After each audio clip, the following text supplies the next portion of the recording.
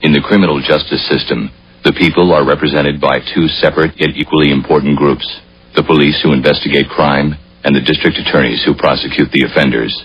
These are their stories.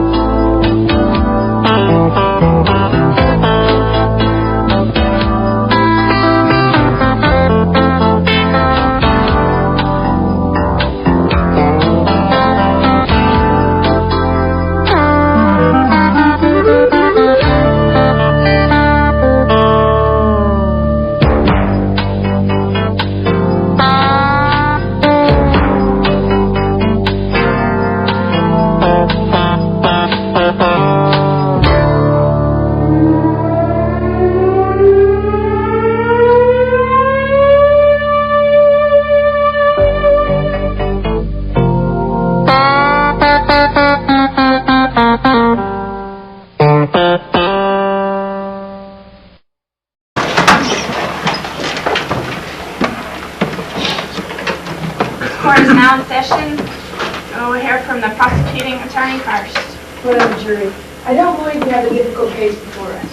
The boy takes girl to party, the boy and girl have a few drinks, the boy takes girl home and forces her to have sex with her. Now the defense is going to tell you that my client was drunk, but my client was sober enough to say no, and whether anyone is drunk, no means no. The defense is also going to tell you that my client came on to other men that night. What happened before the rape is not relevant. Mr. Johnson forced my client to have sex with her. And for us to find him not guilty is to give him the right to rape, and the right to rape again. Now I trust in God, I trust in the truth, and I trust that you will find the defendant, Mr. Jason Johnson, guilty of rape. Ladies and gentlemen, the state of Texas has gathered us up for the most absurd reasons. We're not here because there has been a crime committed or someone is to be done a malcontent, but because we're here because, as the old country song, a young girl was looking for love in all the wrong places. Amy Heron is not a victim. The only victim here today is Jason Johnson. Mr. Johnson is the victim of a frivolous action intended to shift the burden of responsibility from Ms. Heron back to Mr. Johnson. I would ask you, the jury, to remember that Mr. Johnson is not on trial for having sex with Ms. Heron, but is on trial for rape. In order to rule him guilty, you must have an insurmountable amount of evidence saying Mr. Johnson forced Ms. Heron to have sex with him and that she gave no advances or no innuendos. The problem is the prosecution cannot prove this. The defense will prove to the contrary that Ms. Heron is an alcoholic with a sordid sexual past, and finally her reckless lifestyle would come back to haunt her, and when there seemed no other way to escape the ridicule from her friends for her harlot-like expeditions, she lashed out at the easiest target near her. Yes, Mr. Johnson is a scapegoat, but he's not a racist. I swear to tell the truth, nothing but the truth. Maybe Steve. Now tell me the events of Saturday night, November 27th. Well, him and David and Melanie came to get me, and we went to Papacita's. We left Papacita's around 9. We went and took David and Melanie home. Then we went back to Paul's cook's house and we had a little get together. Did you have? Now tell me the events of Saturday night, November 27th. Well, him and David and Melanie came to get me, and we went to Papacita's. We left Papacita's around 9. We went and took David and Melanie home. Then we went back to Paul's cook's house and we had a little get together. Did you have anything to drink at the party? Yes, I did. Did Mr. Johnson have anything to drink at the party? Yes, I did. What happened after you asked him to take you home? He agreed, so we went home. And I got out of the car, and I was unlocking my door, and he walked around. to give me a goodnight kiss. And I kissed him goodnight, so I opened the door, and he pushed me inside and threw me on the couch. And then he started ripping my clothes off and telling me that was the last time I was ever going to tease him again. And he told me that I'm going to learn my lesson. And he raped me, and then he told me he was through with me, and then he left. And what did you do after you left? I tried to get all my thoughts together. So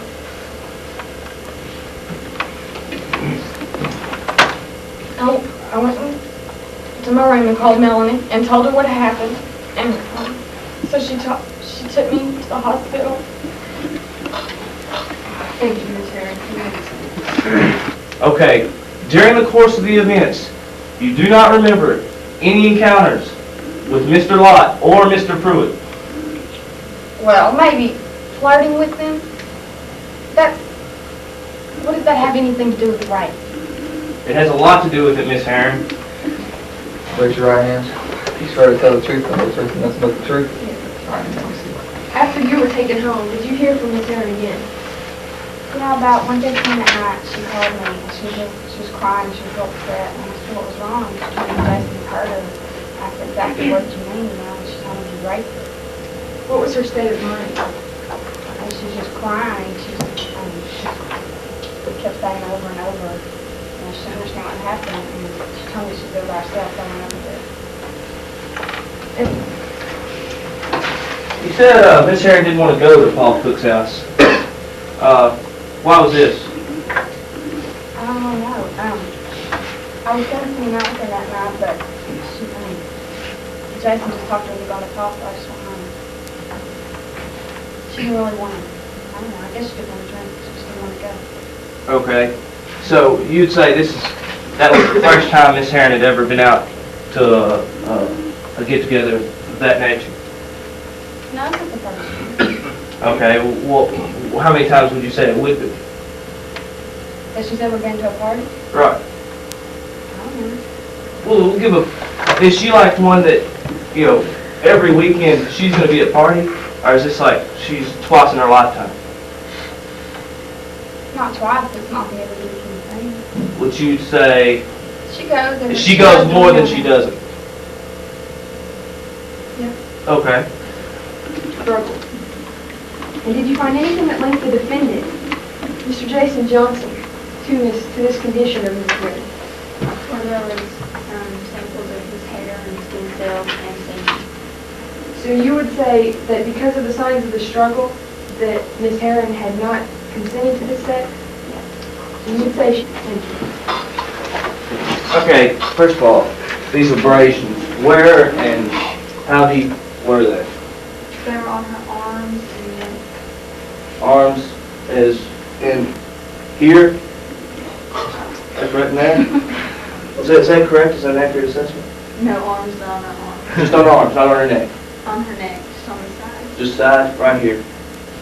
Okay. During your examination, what did you, in the semen sample, you took a semen sample from Miss Herring, is that correct? Yes. And what was the semen count? I don't do the lab. Wait, you intended to make the analysis of whether a potential rape victim had sex and you never did a semen count? My lab technician did not me. And you never analyzed the semen count? I just really tried. Well, what are your credentials as a doctor?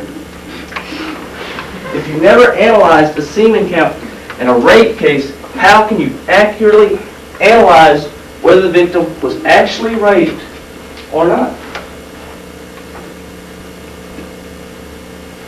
I don't do that part. The lab does it. So, in your professional opinion, you can make no analysis on this case whether Ms. Herring is raped. Is that correct? Well, there was. All that you can say is that there were scratches and there were abrasions. Same thing. Raise your right hand. You swear to tell the truth, nothing but the truth? What did you see? Amy was trying to get Jason to leave, and pushed her on the couch, and he started to kiss her. and she was yelling no. He started taking her clothes off me and arms down, and she kept yelling no. So he held her down while he had sex with her. What did you do after you saw this? I ran into my room and got dressed and went to fix my house. Did you tell anyone what you saw? No, I didn't know the whole story, and I hadn't cursed or anything. I didn't want to get in trouble. So you saw your sister get raped, but you didn't tell anyone? No. Miss Aaron, you were home on the night of Saturday, November 27th. Is that correct? Yes. First of all, where was Sean? I don't know. Third of all, They getting to leave and getting on. all right, that's what I'm trying to figure out, is how long did she yell? Would you say 10 minutes, 15 minutes? Objection. Counsel's leading the witness. Okay, well, she won't give me an answer, Judge. I mean, if she's not going to answer the question, let's have her whole testimony struck. Again, I'll ask the question. How long did the screaming go on? Either you heard screaming or you didn't. Well, I didn't have a watch, but I walked in there and I heard her yelling. Well, that's what I'm asking you to make a guess. I mean, you can tell the difference between 10 seconds and 10 minutes. Which was it closer to? About 5 minutes I was there. Okay. So you heard your sister screaming in the next room for 5 minutes, and you never called the police? Well, I walked. You had reason to believe that your sister was being brutally raped, and you never called the police. You never called anyone. You just stayed in your room. Well, I had a crush on Jason. I didn't want to get Your crush, your 2-week crush, outweighed the love of your sister. Counsel's badgering the witness. Answer the question. I didn't want to get him in trouble, and I didn't know the whole story. So you're saying, so what I'm gathering here is that you would cover for Mr. Johnson and allow your sister to be raped? Until I found out the whole story, I did cover. So at the time, you didn't think there was actually a rape? I wasn't for sure. You weren't for sure? But when I found out the whole story, I wasn't going to get away with it. All right, there was something interesting you said in your testimony. You said that Jason was holding her arms and he took off her clothes. Okay, is that right? Yeah. So he did this and took off her clothes at the same time? He had his knees up on her arm and He did this? Okay. All right.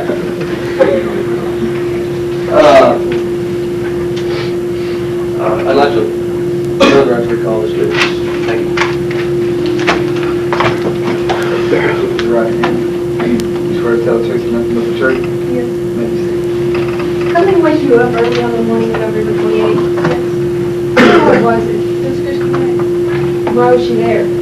She said she was locked out of her house. She brought some extra clothes. I didn't really ask any questions, so I was having to slow. Did you notice what time it was? It was around 10:15. Had you seen Christy Heron earlier that day? No, we were supposed to go out, but she didn't feel very well, so we didn't go. And did Christy spend the rest of the night at your house? Yes, but then her sister called, and Christy turned up and left home for her. Ms. McClure, describe your night with Mr. Johnson and Miss Aaron. Fox is that they eat and sit there and are staring at each other, or puffing both ways, kissing and staring at each other. So, state, when you left the car that night, in what state did you leave the couple in? Same way that Fox is, staring at each other. Staring, hugging, and all that stuff. Raise your right hand. You swear to tell the truth and nothing but the truth? I do. Mr. Lott, where were you on the night of November 27th, 1993? At a party behind Paul Cook's house. Could you please describe the scene of the party? Well, I mean, it's in the woods about 200 yards behind Paul's house. And just a bunch of people out there around a fire. So, what was the condition of the general populace at this party? Well, pretty much everybody was pretty drunk. Okay. And about, make a guess about how many people were there. About 15 or 20 maybe. Okay. Would Amy Herron fit into this category? Oh, yeah. Why do you say it like that? I mean, see, she approached me and was like hanging all over me, unbuttoned my shirt, telling me about like stuff like she was like horny and stuff. Stuff like that. Well, then Miss Herron offered to have sex with you? I guess you felt pretty special. Well, kind of, at first. But after that, she was hanging all over pretty much everybody, and then about 5 minutes after that, she approached Rashai. So, what was your impression of Miss Herron that night?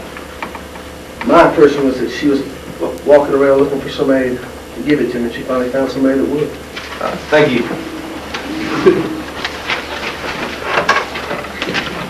So at this party, Miss Herron came over. Yes. And what did you tell her when she came over? I said, Amy, that you was drunk, and I'm not going to take advantage of you like that. Just told her to go on. And what did she do? Did she walk away? Yeah, she just looked at me kind of funny and just walked away. So she came on to you, you said no, and she walked away. Yeah, to me, because I told her I wasn't going to take advantage of it. I said, Because when you say no, it means no. when I say no, yes, it does.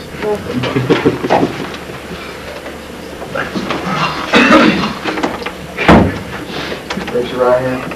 Swear to tell the truth and nothing but the truth. Mr. Pruitt, once again for the court and the jury, describe the night at Paul Cook's house. It was basically a bunch of high school people sitting around drinking and stuff. Like every party. Did you ever speak with Miss Herron the night of November 27th? Oh, yeah. Explain. Well, she kind of gave the same proposal as Rainey did. Miss Herron offered you sex. Yeah, unfortunately, yes. Violet, why do you say it like that? I didn't think she's that type of girl, you know. And, thank you. No further questions.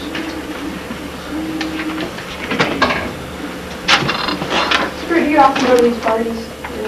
Nah, not really. And Amy Herron has this reputation, so-called, and yet you didn't think she was that kind of girl, but you're at these parties, but you don't think she's that kind of girl, so Well, I really clearly their don't go- reputation isn't that strong. I really don't go to them, you know. I really don't. Okay, she came on to you, Yes.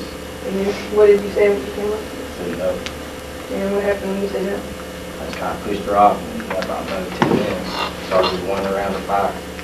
Okay, so you said no and she walked away. Because when you say no, no means no. Then she walked away. Correct. No further questions?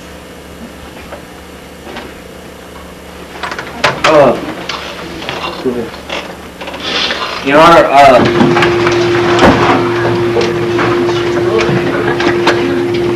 This court is now in session. Wade, would you like to call your witness? yes, I'd like to recall Christian Herron to say.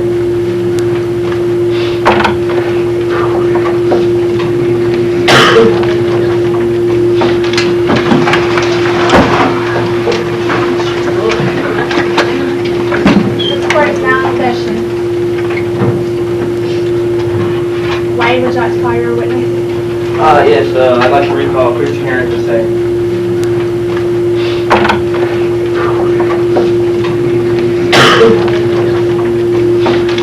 All right, Ms. Herron, before we start, any more questioning? Would you like to recant, revise, or take back any of the statements you've made during this trial? No.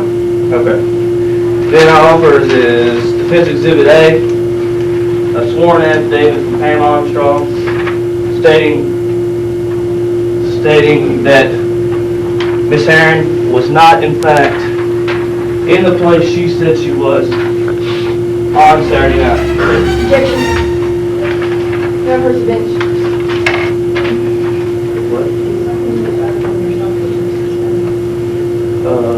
Becky yourself. That's false.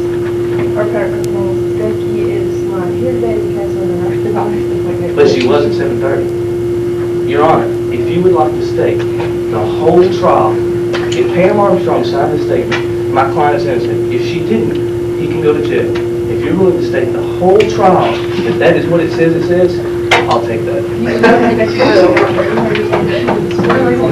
That is a lie, and that is a false statement. I myself talked to Ms. Armstrong this morning because of a prior engagement. Hey, there's Becky Armstrong right there.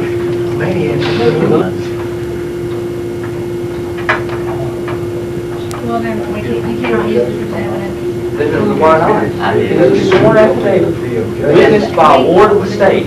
I am appointed attorney for the defense. Therefore become a ward of the state, which gains the power of a notary public. Therefore, I am a viable witness to sign that affidavit. That is under the law.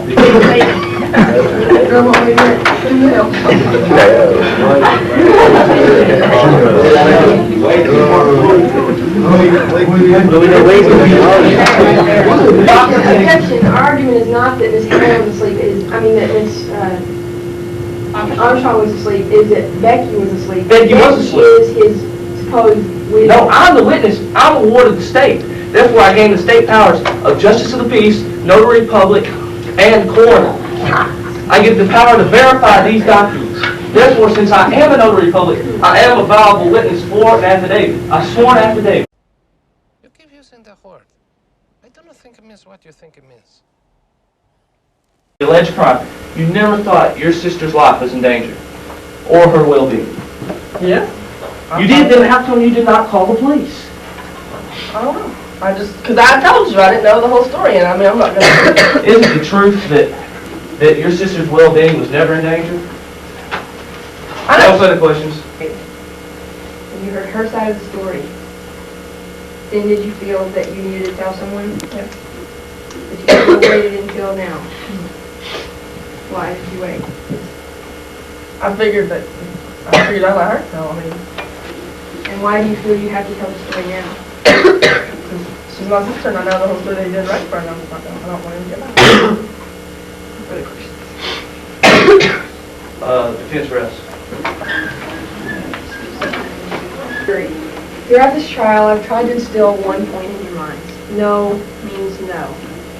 When Amy Herron said no to Jason Johnson, he had no right to force her to have sex, no matter what the case. Okay, as no means no, a verdict of not guilty means go ahead, Jason, rape the judge. And a verdict of guilty means it's time to do something about David.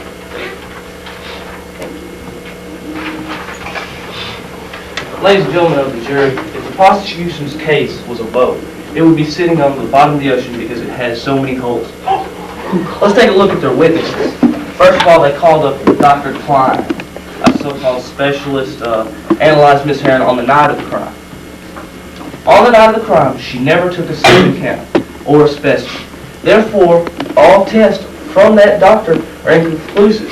So from there we can draw that Miss Herron and Mr. Johnson never actually had sex. Therefore, if they never actually had sex, there was no rape. On to the concoct stories of the Herron sisters and Miss Armstrong. Given more time, the defense could have proved them lying. But given the... I'm clear. I can say anything. Because of the stories they've concocted. Now, what we have here is Miss Herron. Why are we here today? Because Miss Herron made a mistake. I honestly believe she made an honest mistake. She slept with Jason Johnson. When looking back on it, she wished she hadn't done that. So, to lift the responsibility off her shoulders, she brought us here today. She has accused him of rape because she didn't want to live with the responsibility that she slept with Jason Johnson when she was under the influence of alcohol. But let's take a look at that. Is it still her fault if she was under the influence of alcohol? Well, if you're having to be driving down the road and you've been drinking and you hit another car and kill the two people in the car, it is still your fault and you are still guilty. If by some chance you shoot up with heroin and go on a murdering binge, do they say, oh, I'm sorry, you're on heroin, you're innocent of the murders. That is incorrect. Just because she was under the influence of alcohol does not make it Mr. Johnson's fault. The only thing the prosecution has really proved is that no means no. But Miss Herron on that night never said no.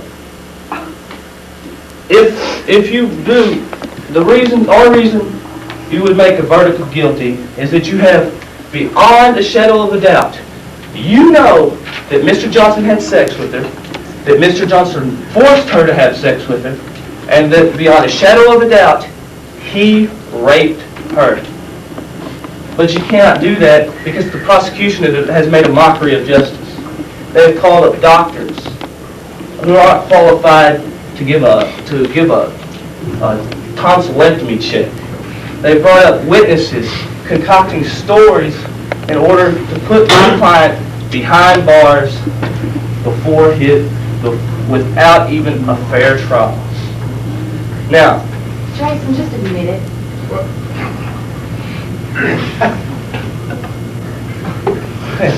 well, I see that the prosecution has watched Days of Our Lives one too many times.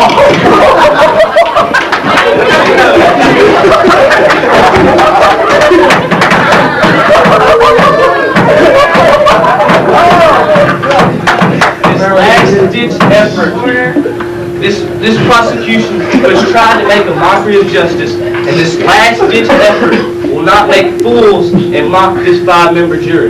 That they will have the intelligence, the foresight, and the hindsight to find my client not guilty. Thank you.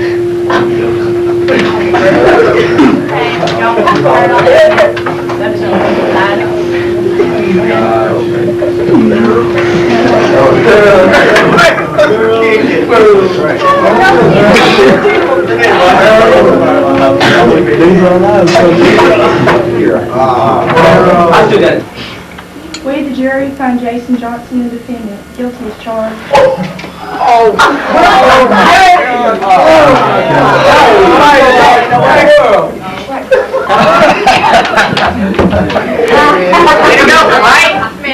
Right?